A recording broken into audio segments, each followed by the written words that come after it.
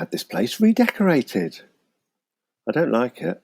Welcome to Monstrosities Mon Amour, the show that plays kiss chase with stuff no one likes. I'm John Grindrod, author of Tales of the Suburbs, LGBTQ+ lives behind net curtains. Earlier, I was in a hot air balloon accident with award-winning beer writer David Jesudason, after which he immediately chucked me in the boot of a waiting Austin Maxi. David, we appear to have travelled 2 kilometres. What's going on? I've taken you to Milton Keynes, which I didn't know you lived, but there you go, you live here. We've gone to the Point Cinema. You may notice that we've gone to its peak in the 90s. We've got in the holodeck, if you're Star Trek fans. I can treat you to a game of Street Fighter 2 on the arcade if you're up for it. I feel like you've somehow managed to turn the Austin Maxi into a time-travelling DeLorean. That's amazing. And the Point Cinema looks absolutely gorgeous. Brightly lit, covered in red lights all the way up its amazing kind of red struts. Can you tell me a bit about the Point? What does it look like? What's it like being here? So when we used to go, and it would have been from the mid-80s, I'd have been about 10. It was a landmark, like a literal landmark. So my dad used to take us in his Capri Laser. It sounds like I'm making all this up, doesn't it? Me and my sister were in the back, and we would have a competition to see who could point out the points first, like it was the Eiffel Tower. It had these big screens. Like I didn't live in Buckinghamshire. I lived in Dunstable, which is Bedfordshire. Then it was a quite thriving market town, I guess, and had very mixed architecture, but it just didn't have this kind of architecture. I don't think much of the country did, because it was the first multiplex, wasn't it? And it was really thrilling to go to see one film while your parents went to see another film. You did the proper multiplex experience then? Oh yeah, I think because my sister was 5 years younger than me, it was the only time that my parents chose to be with me, because I would obviously go and see a better, more adult film. I remember my dad saw this absolute dog shit David Jesudason animated film where he was a frog. Me and my mum, we saw Bird on the Wire with Mel Gibson and Goldie Hawn, and I think I didn't really understand it that much. But it was probably more entertaining than that film. I can remember all the films I watched there. I mean, I'm big into cinema, ultimately, and that was the thing that got me. And it was so different compared to going to whatever the big cinema was in Luton.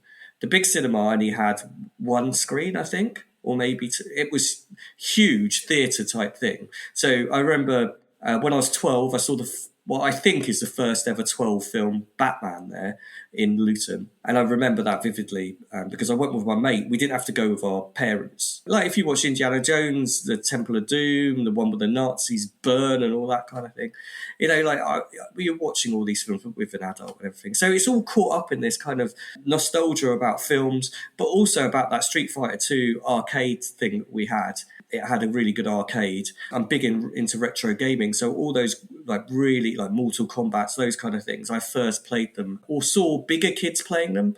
I'm not even sure if I had enough money to have proper goes on them. It was special. It was well lit. I feel that my childhood was dark and dingy, and that place was like Vegas.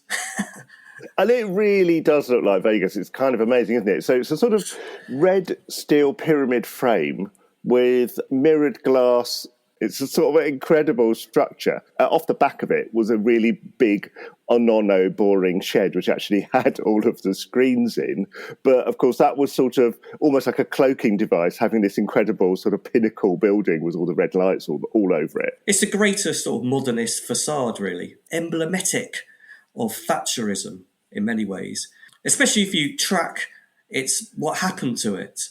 I remember going when Stelios, the EasyJet owner, took it over and it made it into, I don't think he purposely did this, but he made it turned into an art house cinema because he couldn't get the distribution rights for mainstream films. I'd have been going to university then, or about to go to university, and I remember me and my sister saw some. So whenever the Hanif Qureshi film Mother came out, the pricing was the interesting thing here. He used the EasyJet pricing. So what it was is that if the film wasn't sold out, then the price dropped, right? And because this is art house cinema, because this is Milton Keynes, the cinemas were empty and the ticket prices are £1 to get in. So we went to see that film, and we saw this other film, Mickey Rourke film, called Spun, where they just take speed a lot. And it's every character in that is horrible, a misanthrope. And so we saw like that, may have even seen a third, and it was just hardly cost us anything. The other thing I remember so much about the point before it became like this, it was American.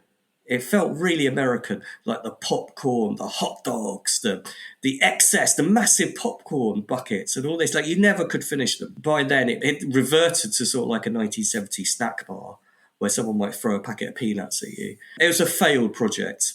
I guess the thing about Point was it already had like loads of different functions. You could do loads of different stuff in the building. But when the Snowdome opened, it was like that on steroids. You could suddenly do crazy golf and karaoke and, you know, do an escape room. And I literally did all of those things in the Snowdome within the last month. The Point was really like a change in the way that British sort of entertainment centres were built and made, and really without the Point you probably wouldn't have got the Snowdome. But also it's then really sad that the Snowdome is then the thing that kind of eats the Point and sort of, you know, stops it becoming a success and kills it off. I think that's why it's emblematic of capitalism, is that everything is temporary and it's trends and things, whereas if we'd stopped and had a look at what we had in the late 90s or mid 90s, even early 90s, you know, when it was successful, it actually was something that was quite special. Milton Keynes has a weird relationship with Dunstable, because Dunstable was a thriving market town, but when the Milton Keynes shopping centre set up, you had things like the Quadrant, which is the kind of like, you get all these, you know about these post-war 1960s style shopping precincts. That died. And Dunstable, I think at one stage, probably even now, has the most closed or shuttered shops in the country. I don't think many people in Dunstable would be shedding a tear for the Point Cinema. Maybe, I don't know, people who like want people to shop locally, and I'm a very big exponent of shopping locally and everything like that. But my parents are big consumers, and so when we went to Milton Keynes, it was really special. There's a lot of myths that my dad used to peddle. Dunstable, like, people know it for being near Whipsnade Zoo, but also it's the Dunstable Downs. And my dad would say that Dunstable Downs was more beautiful than any island in Malaysia. And he would, when we were on holiday, if we ever go anywhere, like I remember going to the Peak District, and he'd look on, I think we're Kinder Scout, right? We look at this, it's like beautiful, wow. And he goes, well, Dunstable Downs is better. like this is like the view's so good you can see 5 counties on a clear day and all this kind of like, you can't go over Kinder Scout in a glider. No, exactly. Yes, the glider is, it's really funny, all this actually, because I forget about it. I haven't been back to Dunstable in ages. Like, I've got no reason to go back now. And I bumped into a guy in Lewisham where I live. He was wearing a pair of Luton Town tracksuit bottoms. So I was like, "Oh, right, you're a Luton Town fan?" He goes, "Yeah, I'm actually from Dunstable." I was like, "Oh, right, where are?" And so we described ourselves. And I told him where I lived. We went to the same school, turned out. And he said, "Oh, the Glider pub." And I was like, "Yes, the post-war flat roof pub." I mean, I write about pubs a lot, but it's always that way you can describe somewhere by the. And I was like, okay, you're that type of person that went to that pub, which was like this kind of moody but play live music pub.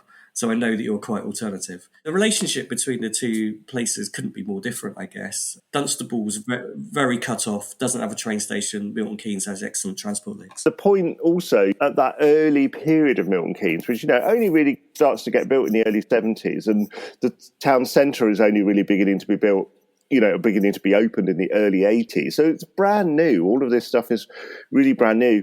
And the Point is by far the tallest building that goes up in that sort of early phase. And it is a real landmark. It's something that people do see from a long way away. So it becomes a kind of advert for Milton Keynes as well, doesn't it? It doesn't just become, you know, somewhere you go within it. It becomes like the symbol of Milton Keynes to everybody in the area. Like you mentioned Vegas, but it was the Pompidou, wasn't it?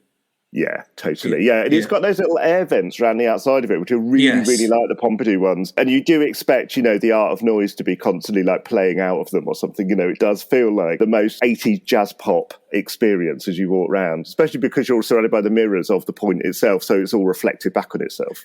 I guess really, if we were sort of looking at it, it's like, what do we want to preserve about the past? Do we want to preserve architecture that was visually stunning in its day, or do we want to preserve architecture that's visually stunning today? And I think today it's probably declined so much, isn't it? Like on what you say about it now as charity shops inside, is that it's quite hard to make a case for it. Yeah, but actually what it is, it's an emblem of the town, and actually people are very emotionally drawn to it. You know, there's a whole several generations of people that have experienced different really cool stuff with the point. And for those people, it's really, really a significant, important place. And we live in an era where people are desperate to create, you know, an iconic building for a town, you know, to sort of have somewhere that you can point at and kind of go, yes, that's us. That's our swooshy tech thing that we've got. Milton Keynes has always had one since the point. We've always had this building that is the symbol of the town, really unusual, you know, unlike anything else. You're not going to mistake it for anywhere else. Although, obviously, sort of glass pyramids were like a thing. You know, there was a moment. I mean, Milton Keynes at one point had two of them. It had one at Bletchley, in Bletchley Leisure Centre, had a glass pyramid there, and then this kind of mirrored pyramid in the centre for the point. So, you know, pyramids were very super fashionable for a while, as they are in Vegas, of course. The thing that's happened with the point now is that Galliard Homes now have got the rights to kind of knock it down and build something else because the point isn't listed. There's no way that it can be sort of saved, and it's a private development. So the council years ago kind of approved a redevelopment of the site, and now they keep kind of losing on planning appeal to stop a very, very boring block of flats going up in its place. What's happened now, though, is it looks like Galliard Homes might not build it. It might be too much fuss for them to actually build it. So we now enter this weird period that so many British towns have got of inertia, where you take the centre of your town, you take a really significant chunk of it, it gets bought by a developer who then doesn't really do anything with it for years. Whatever it is they bought just kind of falls to rack and ruin. And then by the time they've gone, we can't be bothered, and they've sold it to somebody else, whatever it is they bought has kind of slightly fallen down. I sort of feel like we need a way of sort of positively intervening on these zombie schemes that never go anywhere. Yeah. Because otherwise, like, all of our towns are all kind of ruined by this. I mean, I just, you know, was in Croydon, you know, where I'm from, the other day, and it's just full of like towers and stuff that are just derelict because some developer bought them and they've gone bankrupt or whatever, and now nothing can happen. They just sit there. I've reported on this subject for London Centric about this guy who set up cinemas and they all went bust. And the sort of lesson that can be learned from this is that local councils, when they give out the contracts, is they always have their heads turned by private companies, right? And who say they're going to make lots of money. They overestimate purposely the footfall. And then what happens is the vendors or traders go in and they're not making any money because the footfall turns out was overpromised.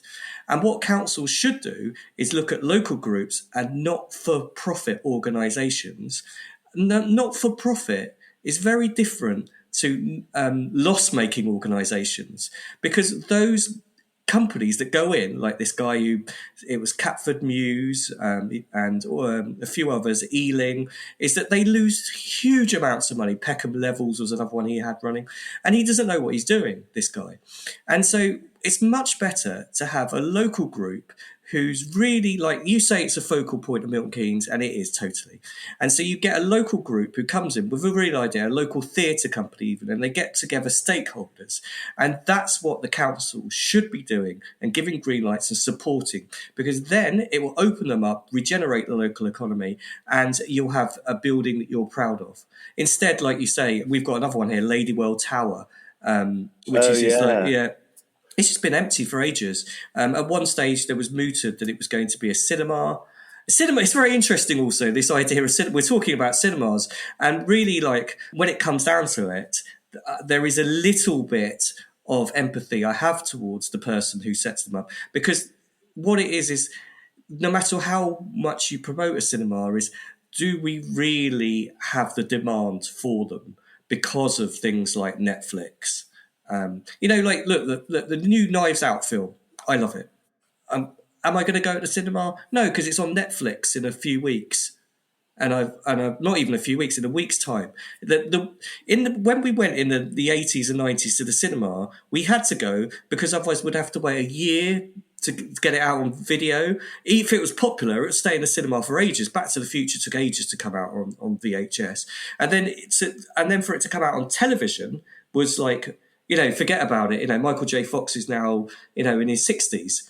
So I exaggerate. But the point is that everything is geared towards the home. And this is the same with pubs, actually. Like beer has got better in the home, But what cinemas offer is the socialising. But what we need to do is to kind of take that away from the multiplex. Ironically, we need to twist it back onto what Stelios tried to do, or did by accident, but publicise it better. And then you can have like the greatest independent films and all this kind of thing, as well as theatre and everything, do a mixed, And I think that's the way forward. But I think ultimately it has to be local people that do it. We cannot rely on these multinationals. They just don't care. They want to just take the money out of the area. Yeah, totally. Yeah. And it becomes this kind of abstract financial transaction rather than a place. One of the great things about the point was it was full of different stuff. As you mentioned, the arcades earlier. Bingo was always a kind of key thing going on, but also a club. In fact, a club called The Club. I never was old enough to go to this, but that seemed to me at the time the most exotic, illicit thing going. Imagine being in Le Club, where, unlike most clubs, you would be able to see out because it was in, that sort of smoky glass on the inside, which outside is mirrored. You'd be able to see out over central Milton Keynes while you were there having your sophisticated cocktail and dancing to Wake Me Up Before You Go Go. That really is like a moment that I would love to go to. I would love to go to that club, Le Club. I would like a Le Club T-shirt. I want to be part of that whole lifestyle forever. I mean, it's one of these things that I remember there was a nightclub in Dunstable, which at the time seemed very illicit as well, called Ritzy. And I went on Facebook and there are lots of nostalgia things too. I'm sure there is on Facebook a nostalgia for Le Club. It's very bizarre if someone went and took photographs. They're usually like publicity shots if you do the actual reality of what these places were like. I remember once I went on a bit of a ramble. I'm a freelancer. I have free time, so I like going on Google searches, Wikipedia things. And then ended up looking into the swingers scene in Dunstable, which was thriving at this time that we're talking about. I interviewed this guy who wrote a book on queerness in the 1980s, and there was a zoo in Hampshire that had a safari gay club. and so there was this, so maybe it was this kind of like place where it was very alternative and people could find themselves, and it was counterculture. But I also suspect that because it was in a shopping centre in Milton Keynes, it probably was very normy. Now, while I was in the boot of the Maxi, I found this box, metal wood facade box. Why are you driving around with that in the boot? My Atari 2600, perhaps the most underrated games console machine ever. So what it is I am too young to have owned this, but because I went to a car boot sale in my school, I came away with this. And for, I don't know how much, I think I got my dad to buy it for me. And I remember being very happy. So, you get those memories. This one's a bit cringy because I remember doing like a Henman style fist pump when my dad bought it. And I think I'm probably going to have a shower after remembering that. I took it home and it had E.T. Now, there's a Netflix documentary about E.T. It's the least commercially successful game ever, and they made so many cartridges for this they had to bury it in San Francisco somewhere, and the game doesn't make any sense. It like literally is bug ridden. It's like I got an emulator because I'm into retro games and tried to play it, and I still can't work out how to do it. It should never have been released. The one that everyone remembers that is quite good is the Pong, which is like table tennis. Yeah. And so and what was crazy is that I actually this was like a protest. My dad refused to get me a Mega Drive. I had a Commodore 64 far too long. Like they stopped releasing games, I think, when I had it, and so I wanted a Mega Drive. So he actually did buy me a Mega Drive at Christmas, but then the problem, this is kids don't have to have any of this. The problem was the games were too expensive for the Mega Drive. And I think in my head seem to remember they were like the equivalent, like £40 a game. And so I just had Sonic and I just played Sonic so much. Luckily, Blockbuster Video opened up and you could borrow games, but that still was still quite expensive. Gaming was really expensive. And here's another architectural feat for you. Dunstable had this bookshop called the Book Castle, which was a building that kind of looked like a castle. And then downstairs, I had computer games. And what me and my mate used to do, because we're so desperate to buy computer games, is would take the stickers off other... This is theft. Other things that were that were priced lower and stick them on there and try and buy them. And it works a few times. And I remember like it being so embarrassing. I had this Atari 2600 that it went around school that I had it. And the people would mock me for it, while everyone else had Mega Drives or Nintendos, and I had this blocky Atari 2600. But I actually grew to love it in the end, and I still do, and I play the games every now and again. It was huge and chunky and ridiculous. Like it was. Aren't we all? We had this TV cabinet and I used to have to get it out, plug it all in. But I think the best thing about it was cartridges. The C64, the Commodore 64 did have some cartridges. So cartridges would load straight away, which is like today's CDs or however the hell you play games. But 99.9% of it, because the cartridges were too expensive on the Commodore 64, 90.9% of them were tapes. So tapes would take ages to load and would crash and you'd have to rewind them.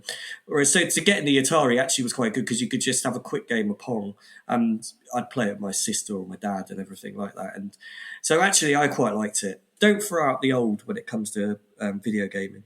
For a bit of technology that came along, I felt like it had no history. It's sort of interesting now looking back and seeing the kind of evolution of video games through, you know, a really early box like this and what you could do with it. You know, the fact that you could play Asteroids and Pac-Man and that kind of era of game on it. And then it sort of slightly kind of tried to go beyond that, as you say, with like E.T. and things, and it just sort of fell over. It was unable to sort of move into the next era of video games, and that's fine, isn't it? It was really, really great for what it did, but it just wasn't, you know, it wasn't future-proofed.